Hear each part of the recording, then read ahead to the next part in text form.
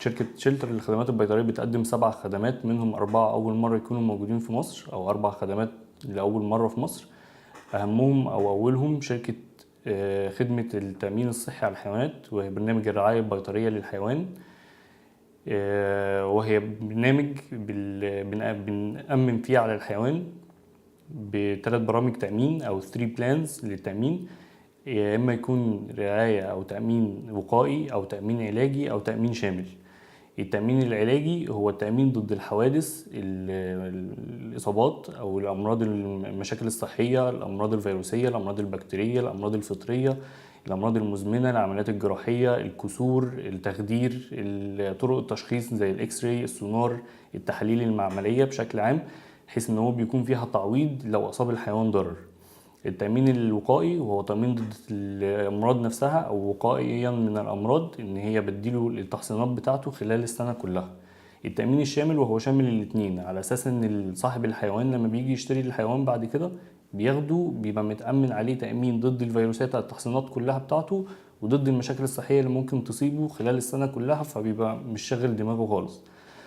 طبعا هو التأمين العلاجي هو اللي احنا مهتمين بيه اكتر، لان احنا خدنا بالنا او بسبب شغلنا في العيادات وفي الفيلد نفسه، ان احنا اكتشفنا ان الاسعار بتاعت العلاجات نفسها غليت قوي، والناس بقى عندها مفهوم ان هي تربي حيوانات. بس المشكلة ان في ناس، لما في فئة معينة من الناس لما الحيوان بتاعهم بيعيا ويحسوا ان التكلفة بتاعته عالية قوي، بيضطر ان هو يا اما يرموا الحيوان او يدوه لناس تانية، او ما بيعرفوش يكملوا معاه.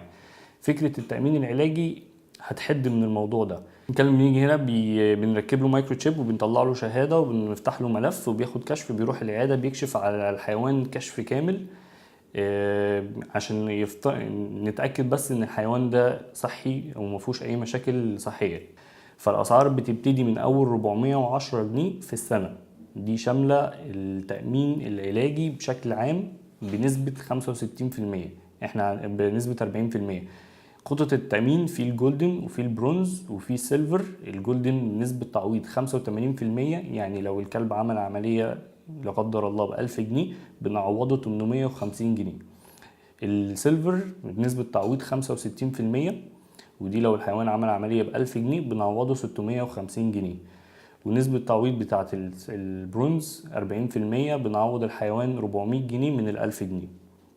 طبعا كل بلان وليها سعر معين، وبتختلف برضو زي ما قلنا بالنسبة للسن، وبتختلف بالنسبة لنوع الحيوان، إذا كان جاينت بريد ولا ميديوم بريد ولا سمول بريد. احنا يعني بأكبر قدر ممكن بنحاول إن احنا نمنع مشاكل، أو نمنع تجاهل الحيوان، او نمنع تخوف الناس من ان هي تربي حيوانات بسبب موضوع الاسعار.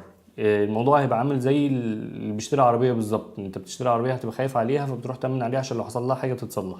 نفس الفكره، هي الكلاب او الحيوانات تعتبر من املاك، فانت بتشتري الحيوان بتامن عليه عشان لو حصل له حاجه على اقل قدر ممكن من الخسائر ممكن تدفعها.